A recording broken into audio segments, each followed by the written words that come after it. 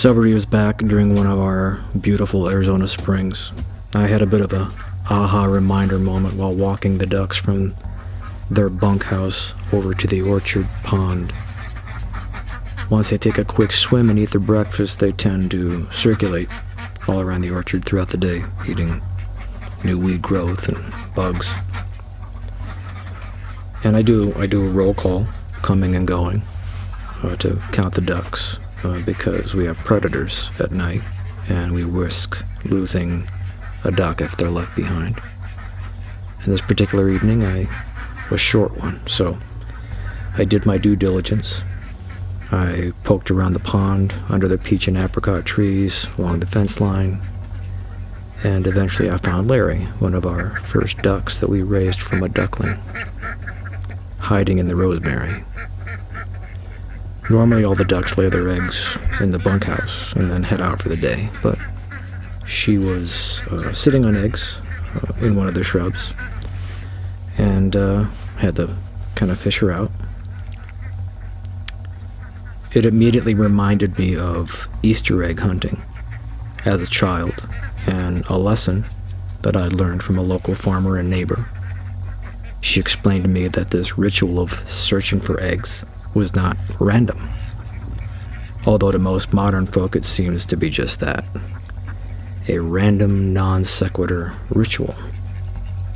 She said that the reason for most people's opinion on this matter is because every grocery store, everywhere, has eggs available year-round. 6-packs, 12-packs, 18-packs, every color, every shape. And, because they are so readily and abundantly available year-round, we forget the struggles of a time period when they were not. There was a time when egg-laying was directly associated with spring and new growth and rebirth and survival and the perpetuation of all creatures who had survived the long winter. Of course, the perpetuation of these ducks relied on their eggs not being found by other winter survivors, obviously, so they would cleverly hide them from the predators. It was a fairly simple story of to be or not to be in basic survival, and one which, in my opinion, we have lost touch with.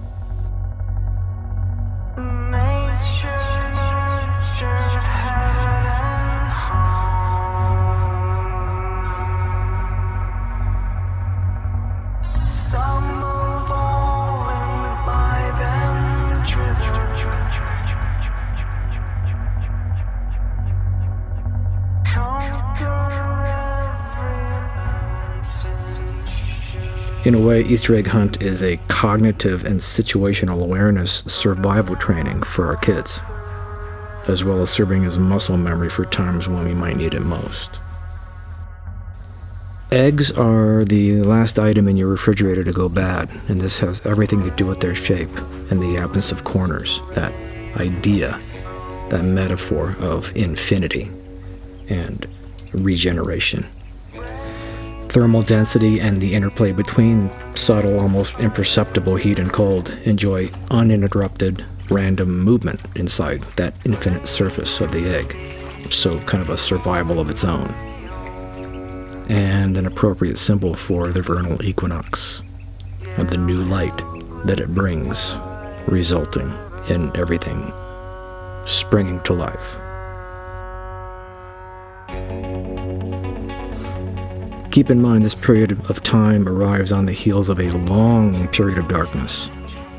If a family had a difficult growing season that affected the harvest from the previous autumn or the fall equinox, surviving the long night could prove difficult, and on the shortest and darkest day of the year, at the end of December, known as the winter solstice, family, friends, neighbors, they bring each other gifts to ensure they make it through.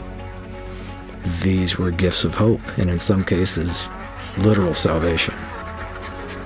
As romantic a notion as it is, we are not islands, and we cannot always do this thing called life on our own. The cliche, "it takes a village to raise a child," also applies to maintaining a healthy village.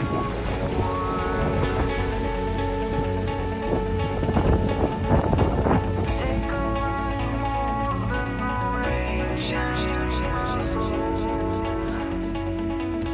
There's a breathtaking celestial event that serves as a perfect metaphor for this healthy community ideology known as the Paschal Moon.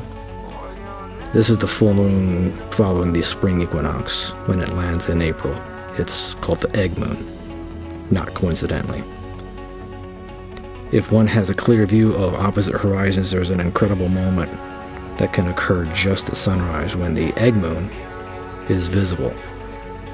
For a brief moment, the moon appears to be as bright as the sun, and they seem identical. Using the cycle of the moon as a metaphor for the lifetime of a person, and the waxing thin sliver of light as their awakening consciousness, and the formation of self, and the waning light as our elder years. Then the full moon represents that fully developed self, the full light of our accomplishments and personality shining for all to see. But in reality, this is not the person's or the moon's light at all.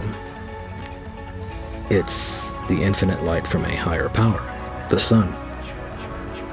And we are simply reflecting that light, which, in the instance of spring, is the bringer of life, rebirth, reproduction, resurrection, reconnection, of salvation, of infinity, and of hope. Have a happy Easter.